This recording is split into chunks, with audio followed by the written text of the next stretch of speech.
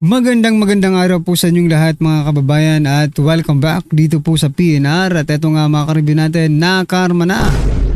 Fajardo, sibak na rin, di nakaligtas. Nako po, PBBM naawa kay General Torre, inappoint uli. Nako, yan mga kababayan ang ating pag-uusapan ngayong araw na ito. Pero bago pong lahat, kung bago ka pa lang at di pa po nakapag-subscribe sa ating munting channel, please don't forget to subscribe at palike na rin po ng video ito. Maraming salamat po at eto na nga, simulan na po natin to.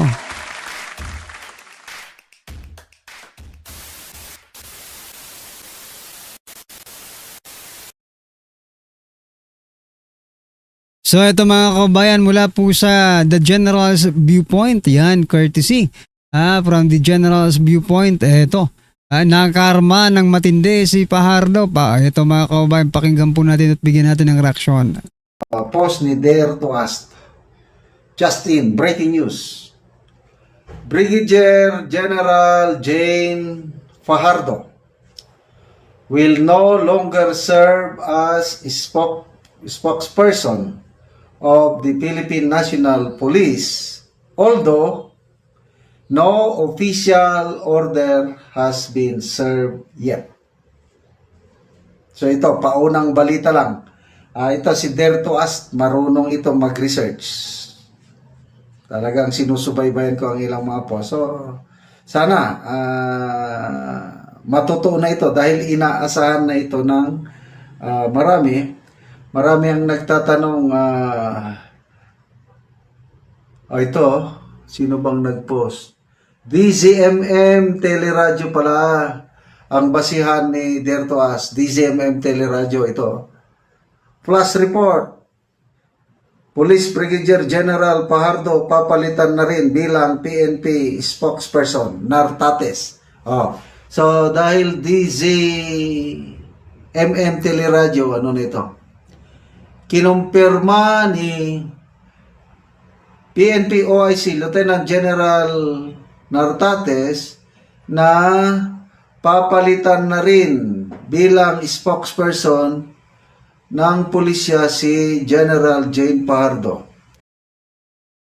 So yan mga kababayan, papalitan na nga itong si Fajardo bilang spokesperson, no? Pero hindi kaya nadamay lang, no? Itong si Fajardo dito po sa pag pinagkainitan nilang si Torre, ha?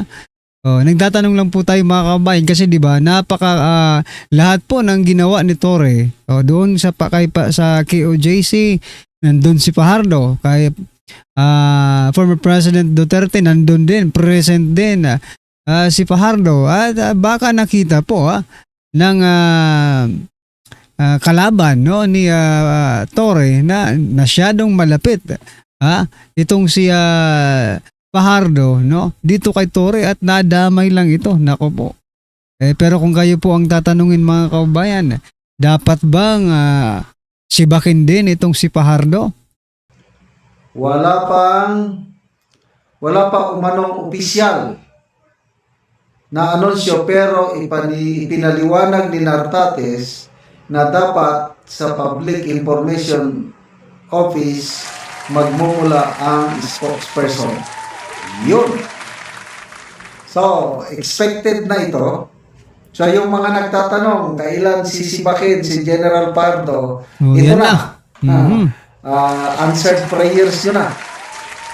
Masyadong na-identify, nakadikit si General Fajardo kay General Torre.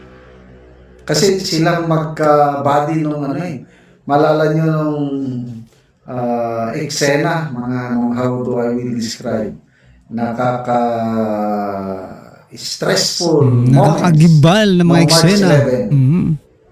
Nandyan palagi si General Fajardo sa tabi ni then Major General Nicolas Torre. So hanggang ngayon, yun, ginawa pa siyang controller at the same time spokesperson. So to me, expected na yan na tatanggalin siya.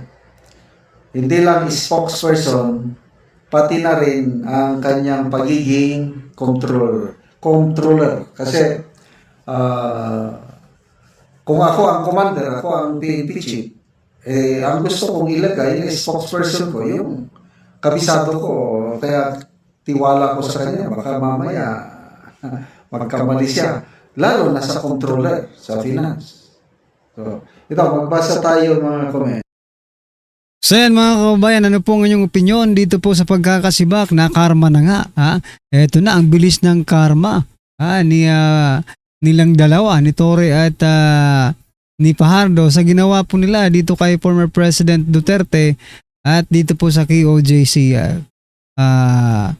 compound, no mga kababayan. Anyway, at sa ibang balita mga kababayan, ito pasadahan din po natin, nako po ito po ang balita. Ito po ang balita mga kababayan mula po sa Rappler. Nako, kaya pala nag-ingay itong si Representative or Congressman Richard Gomez. Di ba? Lately ay parang hindi po siya sumangayon at pinasaringan din si Mayor Magalong patungkol po dyan sa flood control project. Abay, ito pala mga kababayan, Leyte Mayor links links Richard Gomez to damage flood control project. Later Representative Richard Gomez, citing a district engineer, says the project was still under construction, which was damaged and would be repaired at no cost to the government. Yan mga kaubayan. Sabi Leyte Mayor links Richard Gomez to damage flood control. Ano naman ngayon kung nasira yan? Baka nga naman baka nagkaroon din ng substandard dyan.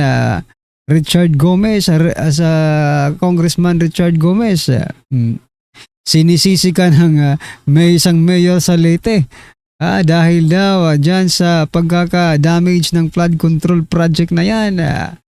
Ano po ang inyong masasabi dyan mga kabayan? Bigla lang tama nga.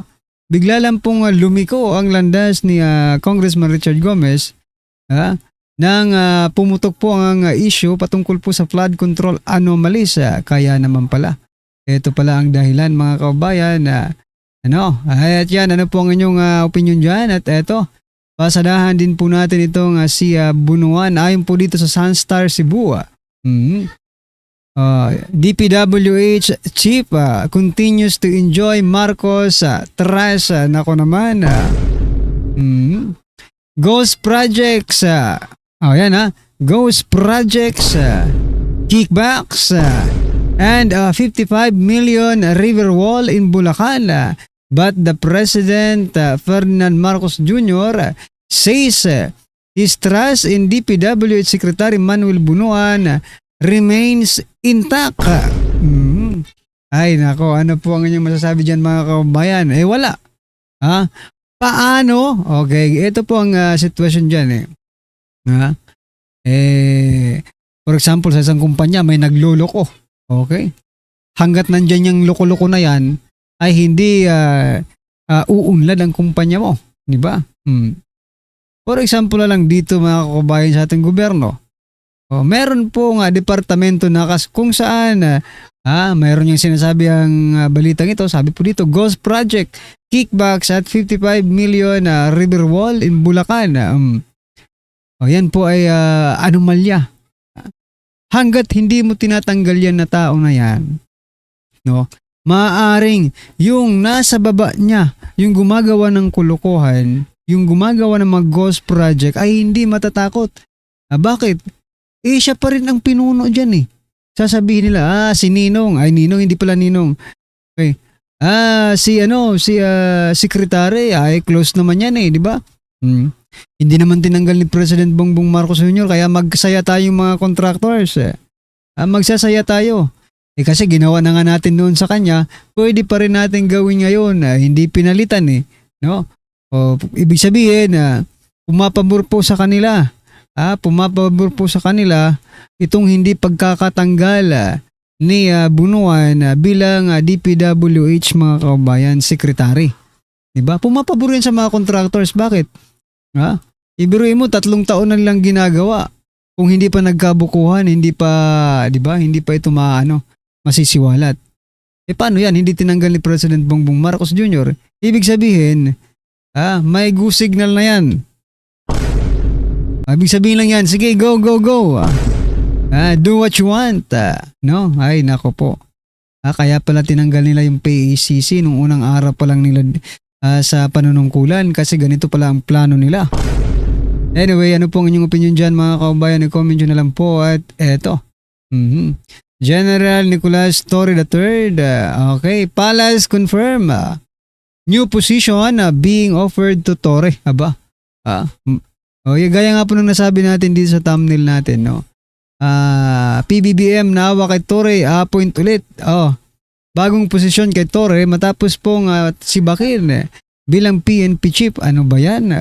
No? Parang, di ba, parang yung sinuka mo, tas ano ba kayo? Aso ba kayo? Dyan sa Palasyo, Malacanang, yung mga nag-a-appoint, aso ba kayo? Kasi sinuka ninyo na nga, kakainin nyo na naman ulit. Diba? Sinuka nyo na nga, kakainin nyo na naman po ulit. Ang bababoy nyo naman. Yan lang po ang masasabi ko. Sinuka na, kakainin pa ulit. Nako po. Bakit ba sa gobyernong ito usong-uso ang mga sibakan? Ito pa, ang mga karabyo natin, yung sa Department of Health. Ted Herbosa suspendido umano. Nanganganib si Bakin sa pwesto. Bakit naman? Muling uminit ang usapin sa gabinete matapos kumalat ang balitang suspendido umano si Department of Health Secretary Teodoro Ted Herbosa dahil sa sunod-sunod na kontrobersya sa ahensya. Nako mga kaubayan, bakit ganitong nangyayari sa ating bansa? Paano kayo makaka-create ng solusyon sa mga problema ng ating bansa kung kayo mismo ay ang problema ng bansa? Tama, di ba? Paano sila makakapag-create ng mga solusyon sa problema ng ating bansa kung sila mismo ang problema ng ating bansa? Nako po, mag-assign naman po kayo. Mag-appoint naman po kayo ng problem solver. Hindi po yung troublemaker. Nako naman talaga ang gobyernong ito. Matatapos na lang yung termino ninyo sa kapapalit ng mga sekretary. Kawawa naman ang Pilipinas. Mauubos ang kaban ng bayan. Wala man lang nagawa. Diba? Totoo. Kasi papalit-palit kayo ng mga kung kumukuha kaya kayo ng mga matitino. Kaso parang ang hirap din no? Kung ikaw matino tapos ihahalo ka dito sa mga loko-loko. Wala, magiging loko ka rin mga kababayan. Kaya wag na lang. Kayong mga matitino, sa next administration na lang kayo, mag-apply. Mahihirapan kayo dito. Kaya dito sa administrasyong ito. Parang ang gusto nila, sige, magtrabaho ka muna 1 week, lay off ka na next week. Anyway, mga karabin natin, ano po ang inyong opinion, reaksyon patungkol po dito mga kaubayan, i-comment nyo na lang po at maraming salamat po. Please don't forget to like the video. Maraming salamat po.